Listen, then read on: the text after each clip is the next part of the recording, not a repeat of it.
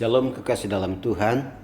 Kita kembali lagi dalam renungan singkat kita yang kita akan simak bersama. Bahwa hari-hari ini kita harus semakin mempersiapkan diri menjelang kedatangan Tuhan yang kedua kali, yang kita imani bahwa Yesus akan datang segera untuk menjemput setiap kita.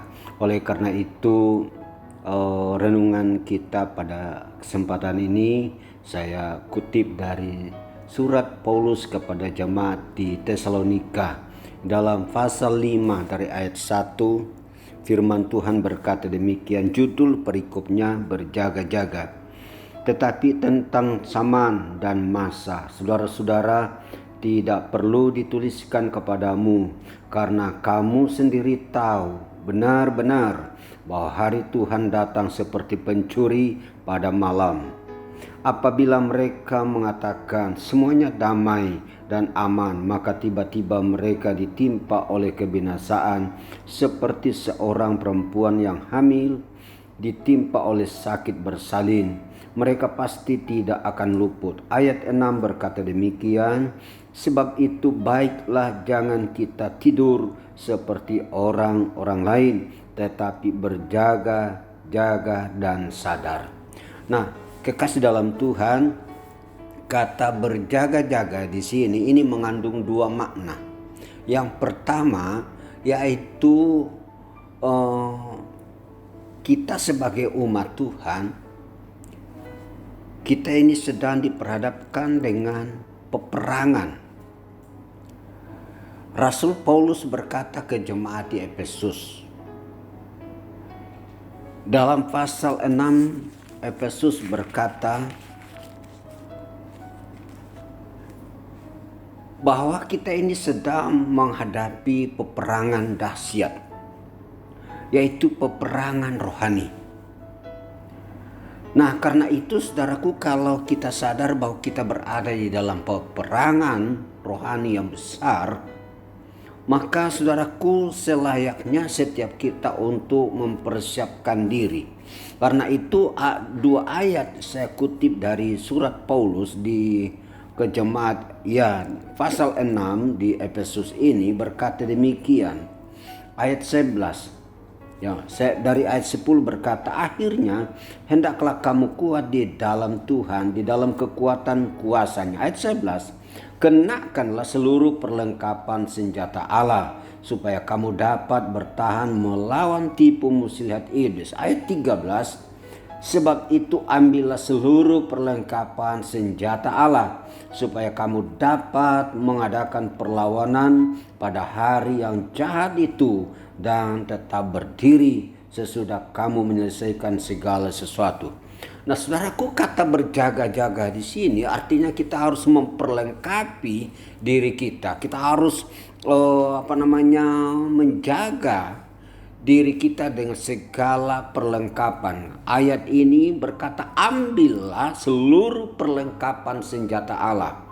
Dan di ayat 11 dikatakan, kenakan seluruh perlengkapan senjata Allah. Jadi bukan cuma kita ambil tapi kita tidak mau pakai. Jemaat yang Tuhan kasihi, ini yang Tuhan mau setiap kita, jemaatnya, umatnya, menjelang kedatangan yang kedua kali ini, supaya kita benar-benar sadar bahwa kita ini dalam status perang rohani. Kita ini sedang melawan penghulu-penghulu jahat di udara. Di ayat-ayat selanjutnya, saudaraku, Paulus berkata, peperangan kita, perjuangan kita bukan melawan darah dan daging, melainkan melawan roh-roh jahat di udara.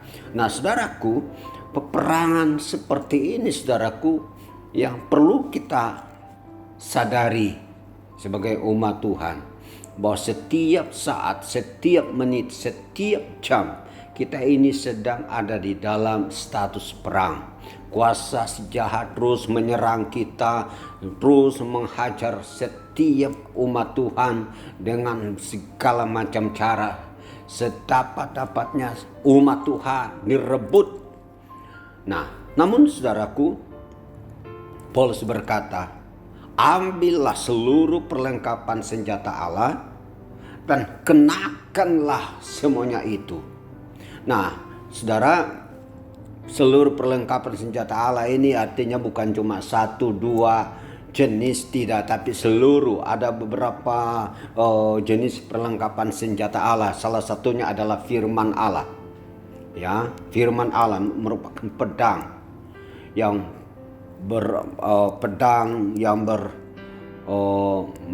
mata dua yang tajam, ya. Dan apalagi doa, apalagi saudaraku, ya, kita dikatakan memakai ketopong, ya, ketopong, memakai baju sirah, ya. Nah, saudara, saya tidak akan bahas satu persatu makna-makna semua itu. Tetapi saudaraku, intinya bahwa mari kita sebagai umat Tuhan, kita pakai seluruh perlengkapan senjata Allah. Lalu yang kedua, makna yang kedua, kata berjaga-jaga. Artinya saudara bahwa kita ini sedang dalam penantian. Alkitab berkata bahwa tidak ada seorang pun yang tahu kapan, saat mana Yesus datang. Dan kedatangan Tuhan itu diibaratkan seperti seorang pencuri. Kita tidak tahu kapan dia datang. Seorang pencuri tidak pernah datang mengetok pintu, ya, datang dengan baik-baik. Nah, namanya pencuri datang saat pemilik rumah dalam keadaan lengah, dalam keadaan tertidur. Nah, saudaraku, firman Tuhan ajarkan kita supaya kita yang benar-benar ada di dalam posisi berjaga-jaga. Nah, saudara, saya masih ingat betul ketika saya berumur 8 tahun. Saudara, daerah kami Seko pada umumnya mengalami keadaan yang sangat menyedihkan ketika gerombolan masuk ke Seko dan membunuh banyak orang, sehingga seluruh masyarakat Seko terhambur ke beberapa daerah di Sulawesi. Ada yang ke Sulawesi Tengah, ada yang ke Sulawesi Barat, ada yang ke Sulawesi Selatan. Sehingga praktis seluruh Seko sepi, sunyi, tidak ada manusianya. Dan saudaraku, selama sekian tahun masyarakat Seko ada di pengungsian, dan setelah itu kembali. Dan hanya kurang lebih 4 tahun kembali ke daerah Seko, maka datang lagi kabar saudara bahwa gerombolan kembali akan merebut Seko. Nah, saya berumur 8 tahun dan saudaraku, saya sudah dilatih, saya sudah diajarkan oleh papa saya untuk berjaga-jaga. Saudara, kami benar-benar berjaga-jaga malam siang. Dan kami sudah diarahkan dalam hal apapun, ya, harus cepat bertindak. Nah, saudara, kedatangan Tuhan datang seperti pencuri. Masih ingat apa yang saya posting di grup, ya, di grup jemaat tentang 5 gadis yang bijak, 5 gadis yang bodoh. 5 gadis yang bijak ini benar-benar mempersiapkan segala sesuatunya, mempersiapkan pelita, mempersiapkan minyak. Tapi 5 gadis yang bodoh, mereka punya minyak, tetapi mereka punya pelita, tapi mereka tidak punya minyak. Saudaraku, kekristenan digambarkan dari 2 kelompok gadis yang kita sadar atau tidak bahwa ini sedang terjadi dalam gereja Tuhan. Ada orang-orang Kristen yang sadar dan mereka mempersiapkan diri setiap saat. Mereka terus membangun diri mereka di dalam persekutuan dengan Tuhan. Tapi 5 gadis yang bodoh ini menggambarkan kekristenan yang santai-santai. Mereka punya pelita tapi mereka tidak punya minyak. Celakanya saudaraku, ada orang Kristen tidak punya pelita, tidak punya minyak, hanya mengandalkan mau pinjam seperti 5 gadis bodoh, ya. Ketika mempelai datang dan mereka diundang masuk di dalam pesta itu. 5 gadis yang bijak ini yang mempersiapkan segala sesuatunya. Mereka berjaga-jaga siang dan malam. Akhirnya ketika mempelai datang mereka segera masuk. Tapi 5 gadis yang bodoh. Mereka punya pelita tapi mereka tidak punya minyak. Nah saudara, yang Tuhan mau dari setiap kita jemaat Tuhan, kita punya pelita, kita punya minyak, lalu saudaraku kita mesti nyalakan. Banyak orang punya pelita, ada minyak tapi tidak dinyalakan.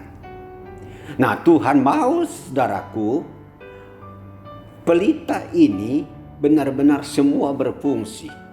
Siapkan pelita, siapkan minyak lalu dinyalakan. Itulah gambaran kehidupan rohani yang benar-benar siap. Dia dalam kondisi yang siap sedia. Tidak ada kata santai, tidak ada kata berleha-leha, tidak ada kata buang waktu. Pokoknya kita ini mempersiapkan diri. Nah karena itu Paulus berkata dalam ayat 1 tentang masa dan saya baca ulang.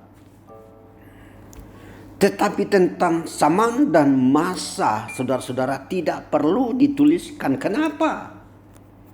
Kenapa Rasul Paulus berkata demikian? Tentang masa dan saatnya tidak perlu lagi dituliskan. Karena kamu sendiri tahu. Artinya sesuatu yang di depan mata kita yang terjadi tidak perlu lagi dituliskan. Apa yang kita saksikan? Beberapa hari kemarin, saudara, hari kemarin teman saya namanya Mas Sugi datang. Dia berkata, Om, tukang saya yang satu meninggal tiba-tiba. Katanya ini tukangnya sedang dikerok, Sementara dikerok, dia merasa badannya kok ada sesuatu yang tidak enak.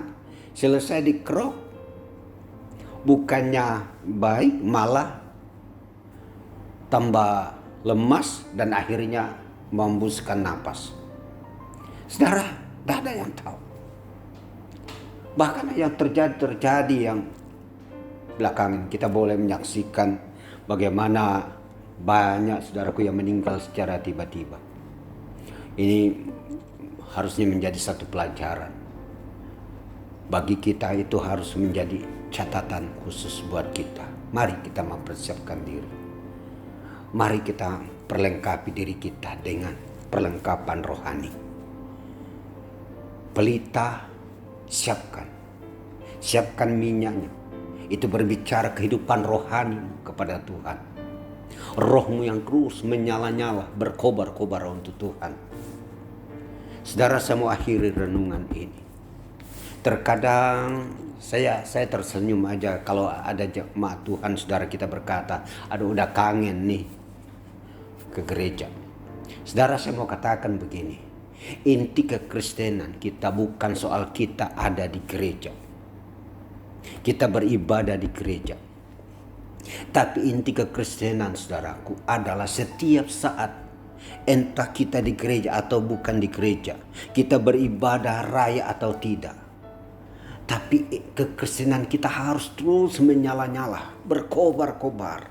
Roh kita harus hidup. Pelita kita harus menyala. Jadi miliki kerinduan yang sama. Rindu untuk selalu bersekutu dengan Tuhan. Setiap hari, setiap saat. Karena itu saudaraku, mari lewat renungan singkat ini, mari engkau bangun kehidupan dalam Tuhan. Jangan seperti orang bodoh. Jangan tertidur, artinya bicara engkau santai. Hari kedatangan Tuhan datang seperti pencuri. Kita tidak tahu kapan dia datang. Tetapi satu hal yang harus kita garis bawahi, setiap saat kita harus selalu mempersiapkan diri. Pakailah seluruh perlengkapan senjata Allah. Jadi itu yang perlu kita renungkan, saudara. Yang pertama, bahwa berjaga-jaga senantiasa karena kita ini sedang ada dalam status perang melawan si jahat. Kedua, kita berjaga-jaga karena kita sedang menantikan hari yang mulia, kedatangan Yesus yang kedua kali. Entah sebentar sore, entah malam, entah kapan. Yang penting kita tetap mempersiapkan diri kita. Mari jemaat Tuhan, arahkan hatimu kepada Tuhan. Miliki satu kerinduan, satu hubungan yang baik dengan Tuhan setiap saat. Di rumah, lakukan ini. Kau beribadah, cari Tuhan. Mari kita berdoa. Bapa yang baik, hamba-Mu berdoa menyerahkan setiap jemaat-Mu. Tanpa terkecuali setiap jemaat-Mu kiranya memiliki roh yang terus hidup menyala-nyala bagi Tuhan. Biar setiap kami Tuhan mempersiapkan diri kami, terus membangun diri kami di hadapan Tuhan seperti 5 gadis yang bijak. Bapa, berkati setiap umat-Mu. Kau pelihara setiap jemaat-Mu. Usaha pekerjaan mereka yang Kau berkati, anak-anak mereka yang Kau berkati, pelayanan kami yang Kau berkati, bangsa ini yang Kau berkati. Pulihkan Tuhan. Terima kasih Bapa. Terpujilah Engkau. Kau memberkati setiap hamba-hamba-Mu yang telah mengabdikan diri mereka untuk melayani Engkau dimanapun mereka berada. Di dalam nama Tuhan Yesus kami berdoa dan mengucap syukur. Haleluya. Amin.